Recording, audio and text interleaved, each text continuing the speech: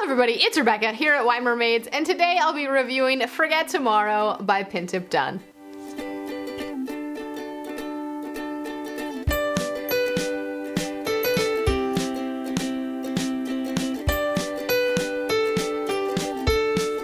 In a futuristic society where your future is predetermined, 17-year-old Callie finds out that in her future, she commits an unspeakable act. So now she's got to fight the future, but will her actions force it to come true? I received Forget Tomorrow from the LovingDemBooks BookTube Tours in exchange for my review and for promotion. So all opinions, however, are my own. There's also a giveaway that goes along with it. There's more information about BookTube Tours and about the giveaway and about the book down in the description below. And the sequel, Remember Yesterday, comes out, I believe, next Tuesday, next week, the 4th.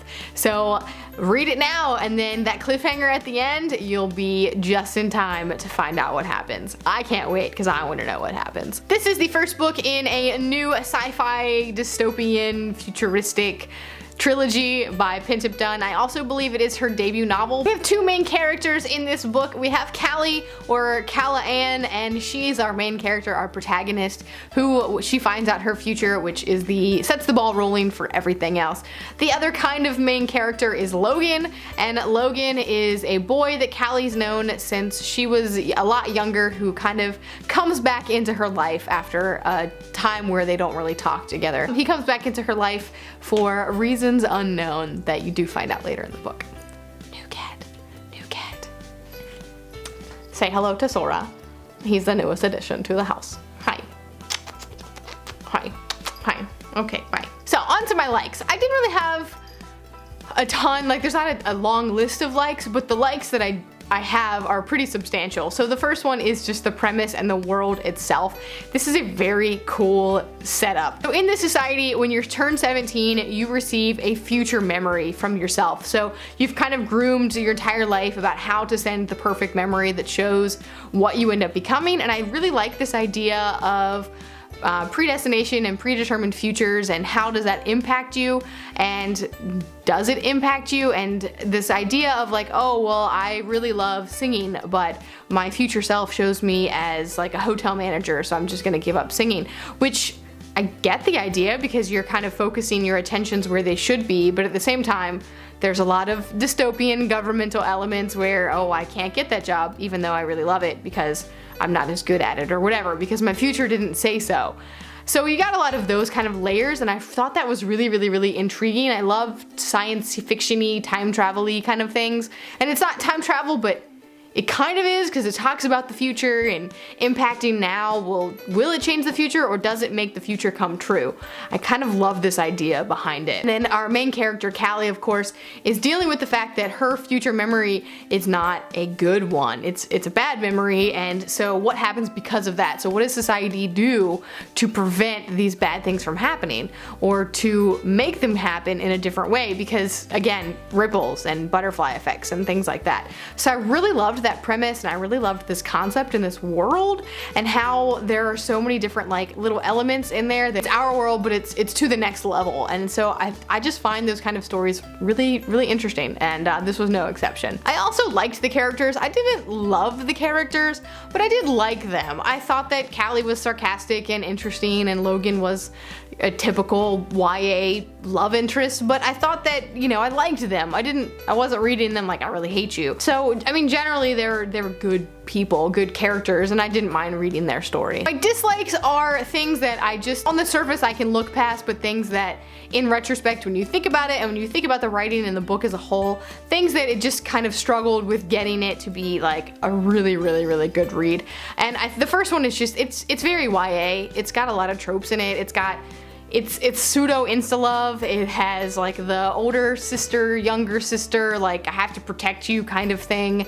It has the one person versus the world kind of element, and hidden societies it's a YA dystopian thing, and it reads like one, and I just kind of wish that there'd been more to it than that, but it wasn't a bad thing. Tropes are tropes for a reason, and so it is what it is. If you're reading a YA story, you're gonna expect a lot of those things in it, and so you can't really criticize it for it being, it's part of its nature of what it is. I Also, I really could have used more character development and less romance.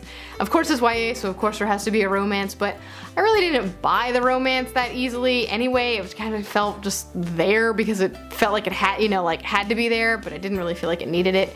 And then the characters, I told you I liked the characters, but they're very flat. There's not a lot of depth to them, and I just would have liked to see more development with them. In addition to that, as much as I liked the world, I also wanted more of it. I wanted the questions of why things are the way they are answered, and I wanted the question of how are the people just letting this happen, and everybody's so blasé about this, and nobody's really actively going against this. Everybody thinks it's okay, that like there's no passion or anything like that. I felt like it was just kind of, how did we get to this point? And I liked the idea of the future memory, but we didn't really go into it enough. And I know that there's some sequels and that we'll go into it probably more in those because there's some setup for that. But again, I think there was too much focus on like this romance, and it took away from some of the really cool world building that could have been there. And of course, it seems a little, at times, it just seemed a little obvious and too easy, you know, for these characters and for what's happening. I understand that it's, you know, it's kind of the genre and the type of novel, but I've read some really complex YA novels as well, and so I don't want to just like say all YA novels are simple, because that would be wrong. It kind of falls into that trap though, that it reads like a typical YA, even though it doesn't, not all YAs have to be typical, I guess you could say. Overall, it was really easy to read. I think I read it in 2 or 3 days very quickly. I was engrossed in it, I was intrigued in it, I wanted to know what was gonna happen. So, you know, it wasn't, despite the fact that I had a decent amount of dislikes, I didn't dislike the book. These are just things that I felt could have been better, and it would have made the book even better. So initially I gave it a 4-star read, and upon reflection I think it's more of a 3. I did really like the story, even if it was very typical. Some books that it is similar to, it is very, very, very reminiscent of Divergent. When I read it, I just kept thinking of Divergent in my head. Like the very beginning, you gotta go to this thing and you decide your future, or it's decided for you, and then you kind of have to fight against it, that whole idea. It's also like the Hunger Games with like a reaping type situation with like the younger sister and whatnot. So typical YA dystopian. Also Matched. It's a lot like Matched, and people hate on Matched, but it's like Matched. You go and your future's decided for you, and maybe you don't want that future, and so it's kind of going against that as well. Of course, Matched is about a relationship, and this is more about like your future career, your life, everything involved with it, but it's kind of that same idea. It's also very similar to The Giver, with certain ages, certain things happen, and again, things are predetermined for you. And then the final one is Minority Report, where your future determines your present. So lots of things, lots of really cool influences, and just overall a really cool story. So I can't wait to pick up the next one and find out what happens, because it does leave you on a cliffhanger.